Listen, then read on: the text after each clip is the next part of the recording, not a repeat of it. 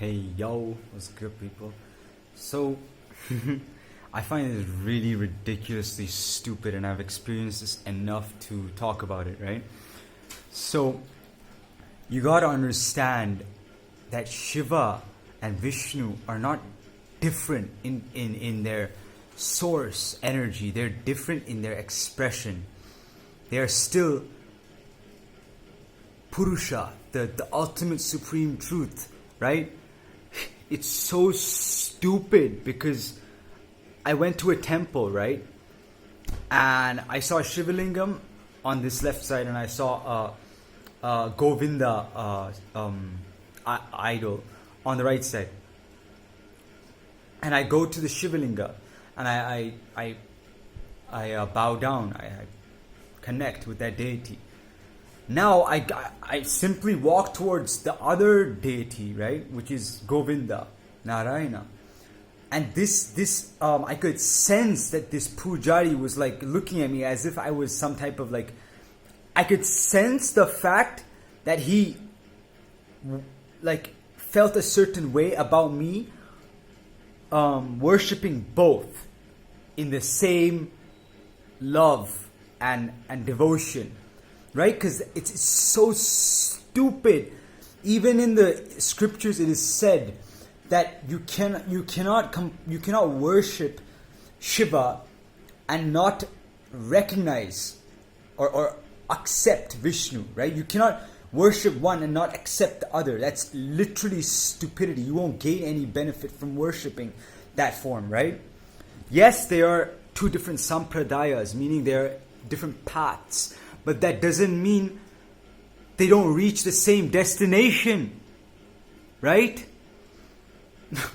In the Bhagavad Gita, Krishna himself showed his Vishvarupa, his complete form. And in that there was a head of Shiva, a head of every god, which shows you that it is really a delusion to think that they are separate in their source or in their expression, in their divinity. They are not different. They're the same, but they're a different expression, right? It's like Vishnu is the heart, but Shiva is the soul's eye.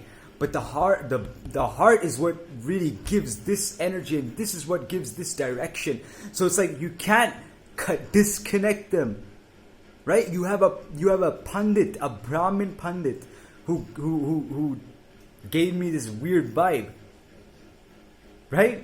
So it's so messed up, and they have spoken about this in the scriptures. In Kali Yuga, it's all corrupt, meaning people don't really know the truth at all. Right? You got to really wake up, and do your own research. Follow the right gurus. Not the gurus that tell you some bullshit. Right? You have many gurus who are leading people astray. And that is the most sinful thing ever. But it has been said in Kali Yuga, even spirituality is corrupt. Right? Like, I can't believe it, man. I simply cannot even understand how you could...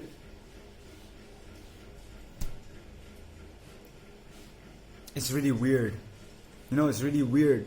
It's really, really weird. I hate to say this, but I'm probably not going to go to temples and, be around a pujari who doesn't know what his own religion is, And even the idea of religion is never to look outside of yourself. Never to look at a deity or an idol and be like, oh, that exists outside of me. No, it is within you.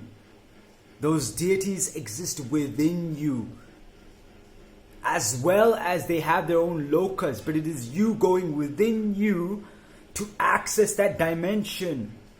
Right? When you are in deep samadhi, you can go to Kailasa, you can go to Vaikunta. Not literally, but you can experience it, and when you come out of that state of mind, you will have that knowledge or that messages or that download from that place. So it's really not right to think that those places are just some type of mythology.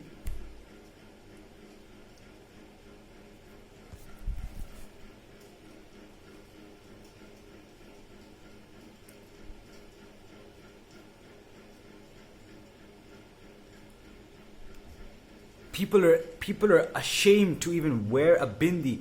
Most men are ashamed to even walk their religion with pride or honor. I wear this, right? And I can literally see that people look at me like, whoa.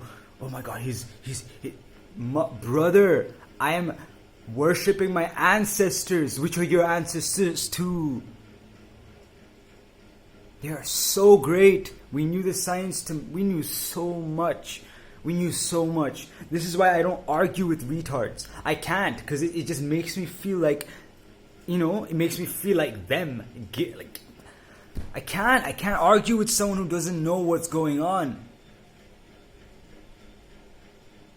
When I say I'm all-knowing, that means I have the ability to access this center, which is a cosmic center that can view things that are not, that aren't always gonna be in books, right? I can talk to yogis, I can talk to siddhas, I can talk to people who have left their body, and I can gain information from them. But the point is to detox your entire system to the point where you can even perceive something like this. It's one thing to know it exists, and it's another thing to really be able to utilize it. It's as useful as your hand. Much more. But you know what? They don't want you to know that. That's why they're polluting the water. That's why everything is polluted. They don't want you to know that. Even the food you eat is polluted. Air you breathe could be polluted. Oh, wait, it is.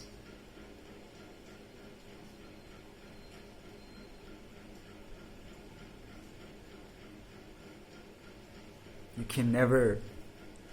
have to know the truth from the right places. You can't read a book from a retard and expect to understand knowledge, right?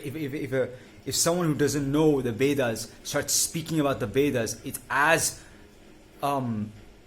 worse. You might as well just stop and live your mediocre life. You don't go into that stuff. Don't try find knowledge about something so intensely useful, but it's diluted. But it's not the way it is. You have people doing beer yoga and yoga naked and all those weirdo shit things, which is never what yoga is intended. Yoga is beyond just a union. It's cosmic realignment with source and much more. Constantly expanding yourself. A retard would tell you yoga is just physical exercise so you can build flexibility. That is so far from the truth. Okay. Thank you for watching all of my videos.